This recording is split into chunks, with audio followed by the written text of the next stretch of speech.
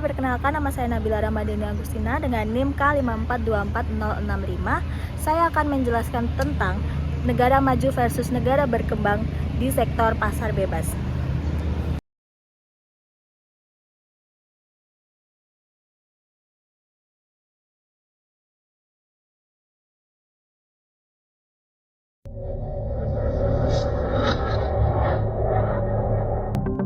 Halo teman-teman, tahukah kalian mengapa beberapa negara memiliki teknologi yang canggih, tingkat pendidikan yang tinggi, dan ekonomi yang kuat, sementara negara lain masih menghadapi berbagai tantangan pembangunan? Perbedaan tersebut berkaitan dengan karakteristik negara maju dan negara berkembang yang akan kita bahas hari ini. Coba kalian perhatikan kedua gambar berikut. Keduanya menunjukkan kondisi wilayah yang berbeda, mengapa fasilitas umum, perkembangan teknologi, kesempatan kerja, serta tingkat kesejahteraan masyarakat dapat berbeda antara satu negara dengan negara lainnya. Faktor tersebut menjadi salah satu indikator yang digunakan untuk membedakan negara maju dan negara berkembang. Oke, yang pertama kita akan membahas negara berkembang. Negara berkembang adalah negara yang masih berada dalam proses pembangunan untuk meningkatkan kesejahteraan masyarakatnya. Negara-negara ini umumnya berpendapatan per kapita yang relatif rendah hingga sedang dan masih berupaya mengoptimalkan pemanfaatan sumber daya alam maupun sumber daya manusia. Salah satu ciri utama negara berkembang dapat dilihat dari struktur ekonominya. Sebagian besar penduduk masih bekerja dalam sektor primer seperti pertanian, perkebunan, peternakan, dan perikanan. Kontribusi sektor industri dan teknologi belum sebesar negara maju. Selain itu, tingkat pendapatannya relatif rendah sehingga daya beli dan produksi ekonomi masih perlu ditingkatkan. Dari sisi kependudukan, negara berkembang umumnya memiliki jumlah penduduk yang besar dengan laju pertumbuhan yang cukup tinggi. Tingginya angka kelahiran seringkali menimbulkan tantangan dalam penyediaan fasilitas pendidikan, kesehatan, lapangan pekerjaan. Oleh karena itu, pemerintah perlu melakukan berbagai upaya agar pertumbuhan penduduk dapat diimbangi dengan peningkatan kualitas hidup masyarakat.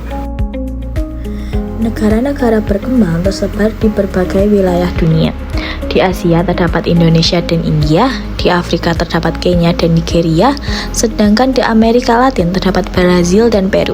Negara-negara tersebut memiliki potensi sumber daya alam yang besar, tetapi masih menghadapi tantangan pembangunan seperti pemerataan pendidikan, penyediaan infrastruktur, dan peningkatan kualitas sumber daya manusianya.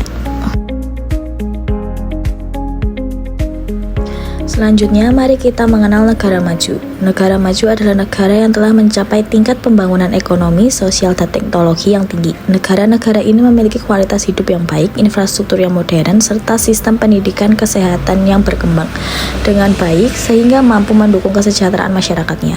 Perekonomian negara maju didominasi oleh sektor industri, jasa, dan teknologi. Aktivitas ekonomi mereka tidak lagi bergantung pada sektor pertanian sebagai sumber utama pendapatan.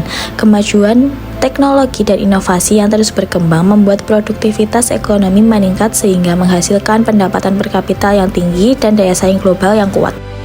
Tingginya tingkat pembangunan tercermin dari kualitas hidup masyarakatnya. Negara-negara maju umumnya memiliki angka harapan hidup yang tinggi, tingkat pendidikan yang baik, serta pelayanan kesehatan yang mudah diakses. Kondisi tersebut menjadikan nilai indeks pembangunan manusia atau IPM negara maju berada di kategori yang sangat tinggi.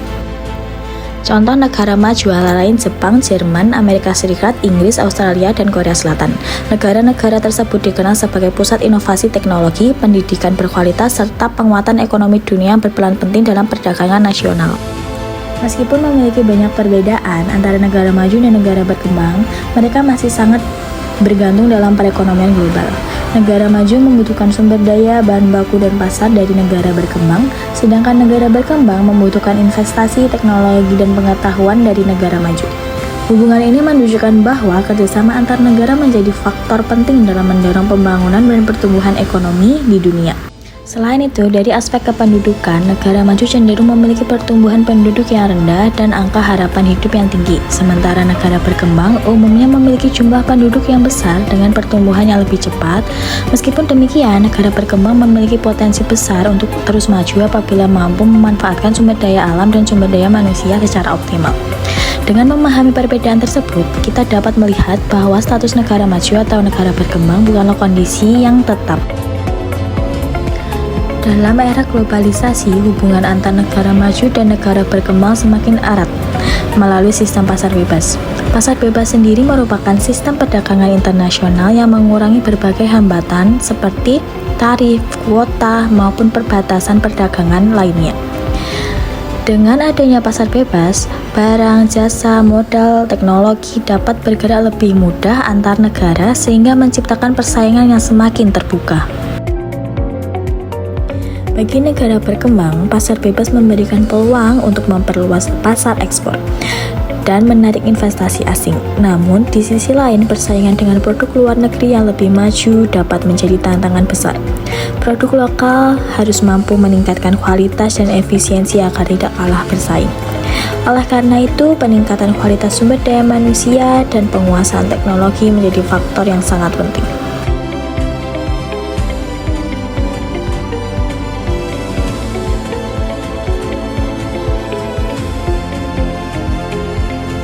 Negara maju umumnya memperoleh keuntungan yang lebih besar dalam pasar bebas karena memiliki modal, teknologi, dan kapasitas produksi yang tinggi.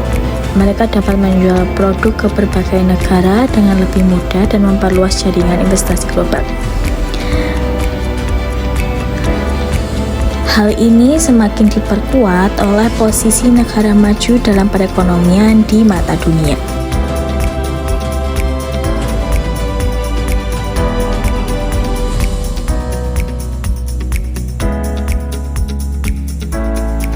Untuk mengurangi kesenjangan antar negara maju dan negara berkembang, berbagai organisasi internasional telah dibentuk. Organisasi ini berperan dalam mengatur perdagangan internasional, memberikan bantuan bangunan, serta menciptakan kerjasama ekonomi yang lebih adil. Melalui kolaborasi global, diharapkan pemanfaatan pasar bebas dapat dirasakan oleh seluruh negara.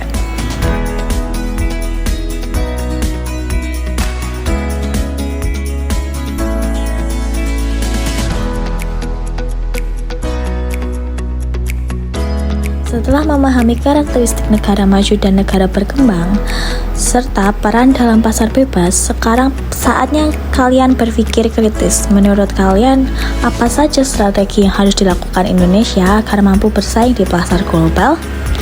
Apakah peningkatan kualitas pendidikan, penguasaan teknologi, atau penguatan produk lokal menjadi solusi yang paling efektif? Coba didiskusikan pendapat kalian bersama teman-teman dalam sebuah kelompok ya.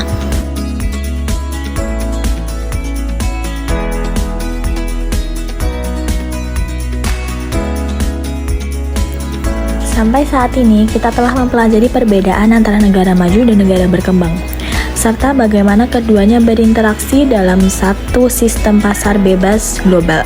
Negara maju pada umumnya memiliki tingkat industrialisasi yang tinggi, penguatan teknologi yang maju, kualitas sumber daya manusia yang baik, serta tingkat kesejahteraan yang relatif tinggi. Sementara itu, negara berkembang masih menghadapi berbagai tantangan pembangunan, tetapi memiliki potensi yang sangat besar untuk terus berkembang melalui pemanfaatan sumber daya alam dan peningkatan kualitas sumber daya manusianya. Kita juga telah memahami bahwa pasar bebas memberikan peluang sekaligus tantangan bagi setiap negara. Di suatu sisi, pasar bebas terbuka kesempatan yang lebih luas untuk perdagangan investasi dan peruntukan teknologi. Namun di sisi lain, persaingan yang semakin ketat menuntut setiap negara untuk meningkatkan daya saing agar mampu bertahan dalam perkembangan di tengah arus globalisasi. Bagi Indonesia, tantangan tersebut dapat dihadapi dengan meningkatkan kualitas pendidikan, mengembangkan inovasi dan teknologi, memperkuat sektor industri, serta mendukung produk-produk dalam negeri agar mampu bersaing dengan pasar internasional. Dengan sumber daya alam yang melimpah dan jumlah penduduk yang besar, Indonesia memiliki peluang yang sangat besar untuk menjadi negara yang semakin maju di masa depan.